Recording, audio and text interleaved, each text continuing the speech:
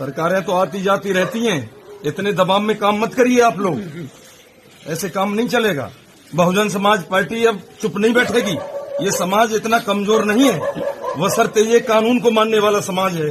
तो हम आपसे मांग करते हैं लड़की को बरामदी कराई जाए और दोषियों को कड़ी से कड़ी सजा दी जाए। बहुत कठोर कार्रवाई। क्यों नहीं, उनके कहाँ है, उनके घर के दरवाजे क्यों नहीं तोड़े जा रहे हैं आज? कठोर कार्रवाई। मेरठ की एक ऐसी घटना सामने आई है जो लोगों के और खासकर सरकार और खासकर योगी सरकार पर सवाल खड़े करती है। बेटी अपने पिताजी के लिए मां के साथ खाना देने के लिए खेत में जा रही थी, लेकिन अचानक रास्ते में एक हैवान मिल जाता है। वो सबसे पहले उन दोनों के साथ बदतमीजी करता है और बदतमीजी करने पर जब उसकी मां ने विरोध किया तो सबसे पहले आरोपी ने यानी कि उस हत्यारे ने उनकी मां के ऊपर, उस लड़की के मां के ऊपर हमला कर दिया। और हमला जो किया गया वो बताया जाता है कि गड़ासे से हमला कर दिया, जिससे बहुत ज्यादा गहरा घाव उनको लगा और वो जमीन पर गिर पड़ी।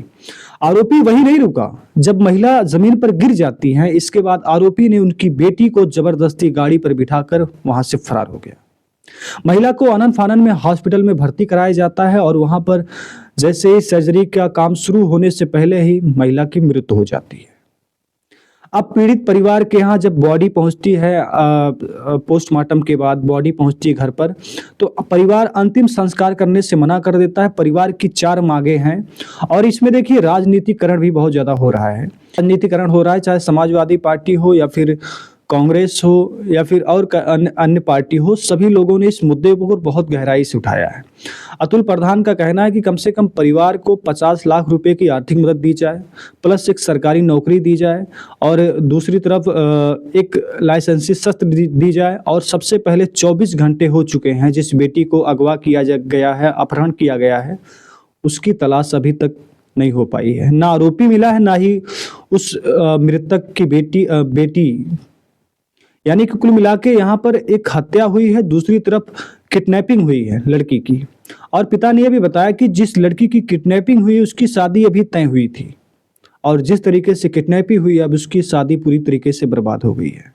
सवाल ये है कि योगी सरकार लगातार दावा करती है कि हमारे उत्तर प्रदेश में अब जो है गुंडागर्दी समाप्त हो गई, माफियाओं की जगह नहीं है, लेकिन अब देखिए कि दूसरी तरफ वहीं उत्तर प्रदेश में एक मां की हत्या होती है और उसकी बेटी को अगवा कर लिया जाता है। और अब बताया जाता है कि पुलिस और प्रशासन ने 10 लाख रुपए की मदद की है। वहीं अखिलेश यादव ने लगभग 3 लाख रुपए की मदद करने का ऐलान किया है। वहीं जो अतुल प्रधान जो समाजवादी पार्टी के प्रधान है उन्होंने 2 लाख रुपए की मदद की है। वहीं जो वहाँ के पूर्व प्रधान थे संगीत सोम, उन्होंने भी 2-3 लाख रुपए की मदद की है। इसके बाद कहीं जाकर जो महिला का शव था उसका अंतिम संस्कार के लिए परिवार माना है। और जब मैं वीडियो बना रहा हूँ लगभग 7:30 बजे का समय है, शाम 7 बज रहे हैं, 7:30 बजे का समय है और शाम का वक्त है। आज 9 तारीख है। इसी डेट में मुझे लगता है कि अभी शाम तक उनका अंतिम संस्कार कर दिया जाएगा। पूरी तैयारी हो गई है और पूरे गांव में कम से कम बताया जाता है 10 थानों की पुलिस तैनात है, पीएससी भी तैनात है, क्योंकि यहाँ पर लगातार जो राजनीतिक पार्टियां उनका आगमन हो रहा है पीड़ित परिवार से मिलने के लिए और कुछ अपनी धाकड़ जमाने के लिए। कई बार होता है कि जब ऐसा कुछ मामला हो तो कई पार्टियां सामने आ जाती है। सरकार पर सवाल इसलिए उठता है क्योंकि सरकार जो दावा करती है उस दावे में कितनी सच्चाई है। क्या आपकी बहन बेटियां सुरक्षित हैं?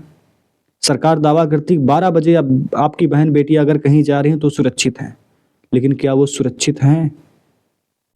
क्योंकि सुबह का वक्त था, अपने पिताजी के लिए अपनी माँ के साथ बेटी जा रही थी खाना देने के लिए, सबसे पहले उसकी माँ के ऊपर हमला होता है और फिर उसकी किडनैपिंग हो जाती है। तो ये जंगल राज, गुंडा राज नहीं तो क्या है ये?